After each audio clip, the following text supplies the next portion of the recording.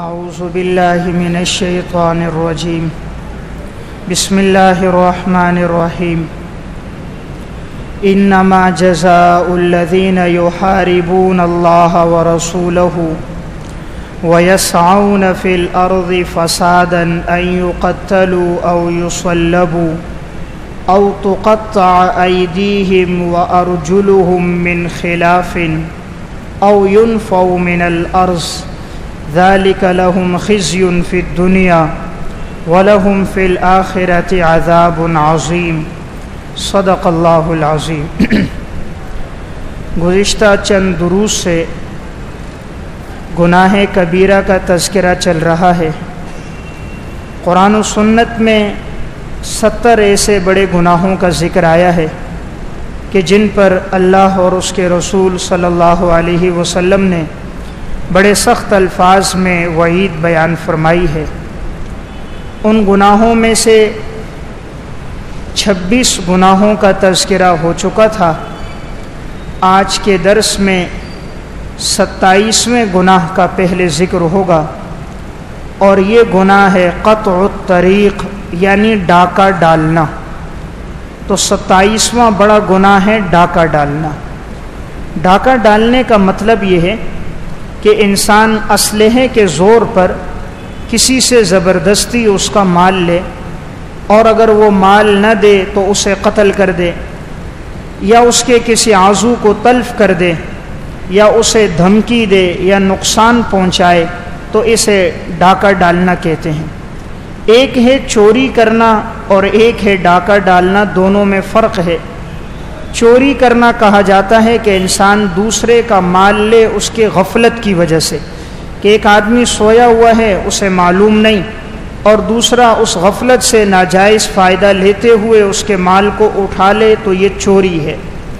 چوری کی سزا اللہ نے قرآن میں یہ بیان فرمائی، السارق والسارقۃ فاقطعوا ایدیہما جزاء بما کسبا نکالا من اللہ، کہ چوری کرنے والا مرد ہو یا عورت، اس کے دائیں ہاتھ کو کاٹ دیا جائے۔ لیکن ڈاکہ ڈالنے کی جو سزا، یہ سزا چوری کی سزا سے بڑھ کر ہے۔ چور کے لیے قرآن صرف یہ کہتا ہے کہ اس کا ہاتھ کاٹا جائے، لیکن جو شخص ڈاکہ ڈالے، اس کے بارے میں قرآن کا حکم یہ ہے کہ اس کا دایاں ہاتھ اور بایاں پاؤں کاٹ دیا جائے گا۔ ڈاکہ ڈالنے والے کی 4 صورتیں ہیں، اور چاروں صورتوں کا حکم قرآن میں اللہ نے الگ الگ بیان فرمایا۔ سورہ مائدہ آیت نمبر 33 میں اللہ رب العزت فرماتے ہیں، انما جزاء الذین یحاربون اللہ ورسولہ، یقیناً بدلہ ان لوگوں کا جو اللہ اور اس کے رسول کے ساتھ جنگ کرتے ہیں، ویسعون فی الارض فسادا، اور زمین میں فساد کرتے ہیں، ان یقتلوا، انہیں قتل کر دیا جائے، او یصلبوا، سولی پہ چڑھا دیا جائے، او تقطع ایدیہم وارجلہم من خلاف، یا ان کے دائیں ہاتھ اور بائیں پاؤں کو کاٹ دیا جائے، او ینفوا من الارض، اور انہیں ملک بدر کر دیا جائے، یعنی ملک سے جلا وطن کر دیا جائے۔ ذالک لہم خزی فی الدنیا، یہ سزائیں تو دنیا میں ان کی رسوائی کے لیے ہیں، وَلَهُمْ فِي الْآخِرَةِ عَذَابٌ عَظِيمٌ، آخرت میں تو ان کے لیے بہت بڑا عذاب ہے۔ اللہ رب العزت نے یہاں 4 عذاب بیان فرمائے، 4 مختلف سزائیں ہیں، اس لیے کہ ڈاکہ ڈالنے والے کی 4 صورتیں ہیں۔ پہلی صورت یہ ہے کہ ایک انسان اسلحے کے زور پر دوسرے سے مال بھی لیتا ہے اور اسے قتل بھی کرتا ہے، تو قرآن کریم کی روشنی میں اس کی سزا یہ ہے کہ اس کا دایاں ہاتھ اور بایاں پاؤں کاٹا جائے گا، اور اس کے بعد اسے قتل کر دیا جائے گا، اور عبرت کے لیے اس کو سولی پہ بھی لٹکایا جائے گا، تاکہ لوگ عبرت حاصل کریں اور دوبارہ کوئی ایسی حرکت نہ کرے۔ دوسری صورت یہ ہے کہ ایک شخص اسلحے کے زور پر قتل تو کرتا ہے لیکن مال نہیں چھینتا، اس کی سزا یہ ہے کہ اسے قتل کر دیا جائے گا، عبرت کے لیے قاضی وقت مناسب سمجھے تو اسے بھی سولی پہ لٹکائے گا۔ تیسری صورت یہ ہے کہ صرف مال لیتا ہے اور قتل نہیں کرتا، تو اس کی سزا یہ ہے کہ اس کا دایاں ہاتھ اور بایاں پاؤں کاٹ دیا جائے گا۔ چوتھی صورت یہ ہے کہ نہ قتل کرتا ہے نہ مال لیتا ہے، البتہ اپنے اسلحے سے لوگوں کو ڈراتا ہے، راستے میں کھڑے ہو کر خوف اور وحشت پھیلاتا ہے، اس کی سزا قرآن کہتا ہے او ينفوا من الارض، اسے اپنی زمین سے ملک بدر کر دو، جلا وطن کر دو۔ یہ قرآن نے 4 صورتوں کا الگ الگ حکم بیان کیا کہ اگر وہ مال بھی لے، قتل بھی کرے تو تم اسے قتل بھی کرو، سولی پہ بھی چڑھاؤ، اس کا دایاں ہاتھ اور بایاں پاؤں کاٹ دو، اور اگر صرف مال لے تو دایاں ہاتھ بایاں پاؤں کاٹو۔ اور تیسری صورت کہ وہ صرف قتل کرے تو اسے بھی سزا میں قتل کر کے سولی پہ چڑھایا جائے، اور چوتھی صورت کہ وہ صرف لوگوں کو ڈراتا دمکاتا ہے، مال نہیں لیتا، تو ایسے شخص کو جلا وطن کر دیا جائے۔ اللہ تعالیٰ نے فرمایا یہ سزائیں تو دنیا میں ہیں، آخرت میں جو ہم ان کو سزا دیں گے وہ اس سے کہیں گنا سخت ہوگی۔ قرآن کریم نے جو سزائیں بیان فرمائی ہیں اور یہ جو حدود نافذ کیے ہیں، اگر ان حدود کا نفاذ کسی بھی ملک میں ہو جائے تو اس ملک میں امن و امان قائم ہو جائے گا۔ قرآن کریم کی روشنی میں حدود کیا ہیں؟ سب سے پہلی حد ہے قصاص۔ قرآن یہ بیان کرتا ہے کہ اگر کوئی شخص دوسرے کو قتل کرے تو اسے جواب میں قتل کر دیا جائے۔ دوسری سزا ہے زانی کی، کہ اگر کوئی شخص زنا کرتا ہے، گواہوں سے ثابت ہو جائے، 4 گواہوں سے، چاروں عادل ہوں، سچے ہوں، امانت دار، دیانت دار، ثقہ ہوں، موقع پر موجود ہوں، تو ایسے شخص کو 100 کوڑے لگائے جائیں۔ تیسرا شخص جو شراب پیے، اس کی سزا اسلام میں کہ ایسے شخص کو 80 کوڑے مارے جائیں۔ اور چوتھا شخص جو کسی پر تہمت لگائے، اس کی سزا سورہ نور میں کہ ایسے شخص کو بھی 80 کوڑے لگائے جائیں۔ اور ایک وہ شخص کے جو ڈاکہ ڈالے، اس کی سزا یہاں قرآن میں آ گئی کہ 4 صورتوں میں الگ الگ حکم ہے۔ اور ایک چھٹا وہ آدمی جو چوری کرے، اس کی سزا کہ اس کے ہاتھ کو کاٹ دیا جائے۔ اگر یہ سزائیں کسی جگہ نافذ ہو جائیں تو اس ملک میں امن و امان قائم ہو جائے گا۔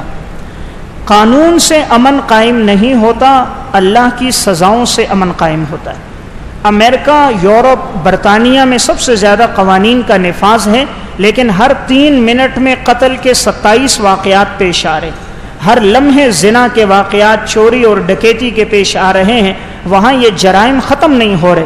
جرائم ختم ہوں گے جس رب نے پیدا کیا ہے، وہ بندے کی فطرت سے اللہ سب سے زیادہ واقف ہے کہ بندہ کس سزا کی وجہ سے گناہ سے روکے گا، کون سی سزا بندے کو گناہ سے روکنے والی ہے، وہ اللہ سے زیادہ کوئی نہیں جانتا، کیونکہ رب خالق ہے، اسے معلوم ہے کہ میرا بندہ کس سزا سے خوفزدہ ہوگا۔ اللہ کا مقصد کسی کا ہاتھ کاٹنا یا حد نافذ کرنا نہیں ہے، اللہ تعالیٰ کا مقصد ملک میں رہنے والے لوگوں کو امن و امان فراہم کر کے ان کی جان، مال، عزت، آبرو کی حفاظت کرنا ہے۔ حضرات صحابہ کے دور میں یہی حدود نافذ تھیں، اس لیے وہاں ایسے واقعات سننے میں نہیں آتے تھے۔ آپ صلی اللہ علیہ وسلم کے دور میں اگر آپ دیکھیں تو 2 یا 3 واقعات صرف چوری کے ملتے ہیں، زنا کے 1 سے 2 واقعات ملتے ہیں۔ خلفائے راشدین کے دور میں چند گنے چنے واقعات ملتے ہیں، حالانکہ 30 سال کا دور خلفائے راشدین کا خلافت کا رہا۔ اس کی وجہ یہ تھی کہ وہاں حد نافذ تھی، ہر چور کو، ڈکیت کو، قاتل کو پتہ تھا کہ میرے اوپر سزا آئے گی، اس لیے وہاں امن و امان تھا کہ ایک خاتون اگر اکیلی سفر کرتی تھی کوئی اس کی طرف نگاہ نہیں اٹھاتا تھا، اس کی جان، مال، عزت، آبرو کی حفاظت تھی۔ تو جب یہ سزائیں جب تک اسلامی ملکوں میں نافذ رہیں تو اللہ تعالیٰ نے ان ملکوں میں امن و امان کو قائم رکھا۔ سب سے زیادہ امت کا خیر خواہ اور رحم دل وہ نبی اکرم صلی اللہ علیہ وسلم ہے۔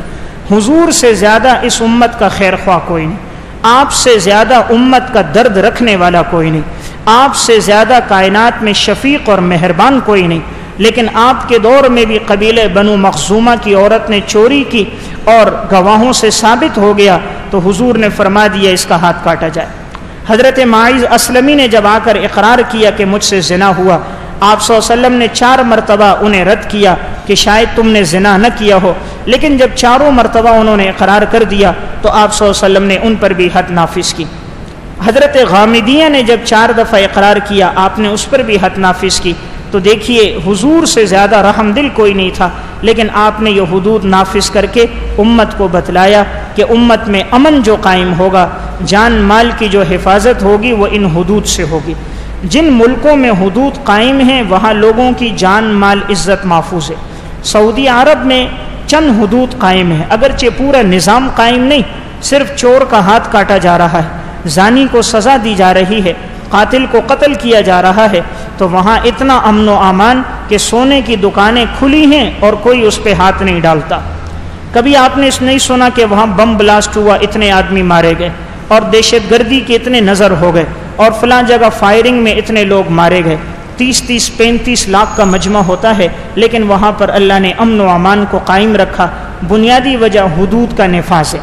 تو بہرحال 27واں بڑا گناہ ڈاکہ ڈالنا ہے کہ انسان اسلحے کے زور پر کسی کا مال لے، تو قرآن نے اس کے لیے یہ سزائیں بیان کی اور کہا ان کو سولی پہ بھی چڑھاؤ تاکہ لوگ عبرت حاصل کریں۔ اس طرح اگر پاکستان کی آبادی 22 کروڑ ہے، اگر ایک چور کا ہاتھ کاٹ دیا جائے 22 کروڑ انسانوں کا مال محفوظ ہو جائے گا۔ ایک قاتل کو قتل کر کے سر عام لٹکا دیا جائے 22 لاکھ انسانوں کی جان محفوظ ہو جائے گی۔ اور اگر ایک زانی کو کوڑے مار دیے جائیں ملک سے فحاشی اور یعنی ختم ہو جائے گی۔ لیکن یہ وہ کرے گا جو خود چور نہ ہو، حدود وہ نافذ کرے جو خود زانی نہ ہو، جو خود ڈاکو اور لٹیرا نہ ہو، جس ملک کے حکمرانوں کا وصف یہ بن چکا ہو کہ خزانے کو لوٹنا ہو، اور جہاں وہ زنا کا نام یہ دیتے ہوں کہ جب روزانہ تازہ دودھ مل رہا ہو تو بھینس خریدنے کی ضرورت کیا ہے، اس ملک میں حدود نہیں آ سکتے۔ حدود وہی نافذ ہوں گے جن کے دلوں میں خوف خدا ہوگا، اور وہی امن و امان قائم ہوگا۔ تو یہ 27واں بڑا گناہ ہے ڈاکہ ڈالنا۔ 28واں بڑا گناہ کیا ہے؟ امام ذہبی رحمہ اللہ نے یہاں بیان فرمایا ہے، وہ ہے کسی سے بھتہ وصول کرنا۔ بھتہ وصول کرنا کہ ایک آدمی اپنے عہدے کی وجہ سے، اپنے اقتدار کی وجہ سے دوسرے سے زبردستی مال لیتا ہے، ظالمانہ ٹیکس وصول کرتا ہے، یہ 28واں بڑا گناہ ہے۔ قرآن کریم میں بھی اس کی طرف ایک اشارہ ملتا ہے، سورہ شورى آیت نمبر 42 میں، انما السبیل علی الذین یظلمون الناس، یقیناً وہ لوگ جو لوگوں پر ظلم کرتے ہیں، ویبغون فی الارض بغیر الحق، اور زمین میں ناحق فساد کرتے ہیں، اولئک لہم عذاب علیم، ان کے لیے دردناک عذاب ہوگا۔ جو لوگوں سے بھتہ لیتا ہو، لوگوں سے ظالمانہ ٹیکس لیتا ہو، نبی اکرم صلی اللہ علیہ وسلم نے اس کے بارے میں فرمایا، سنن ابی داؤد کی روایت ہے، آپ نے فرمایا لا يدخل الجنت صاحب مکس، ظالمانہ ٹیکس لینے والا جنت میں داخل نہیں ہوگا۔ حضور کے دور میں، خلفائے راشدین کے دور میں یہ ہوتا تھا کہ ایک شخص کو مقرر کیا جاتا تھا، وہ لوگوں سے عشر لیتا تھا، یعنی 10واں حصہ لے کر آتا، بیت المال میں جمع کرواتا، غیر مسلموں سے خراج اور جزیہ لیتا تھا۔ تو ایسا شخص بسا اوقات کبھی لوگوں سے زیادہ مال لے لیتا یا رشوت لے لیتا اور ان کے بارے میں بتاتا کہ ان کے اوپر ٹیکس اتنے نہیں بنتے، یا کسی سے بھتہ لے کر اس کے بارے میں خاموش ہو جاتا۔ تو اس لیے حدیث میں سخت وعید آئی کہ ایسا شخص جو لوگوں پر ظلم کرے، ضرورت سے زائد ان سے مال لے، چاہے وہ عشر ہو یا خراج ہو، یا ان سے بھتہ وصول کرے،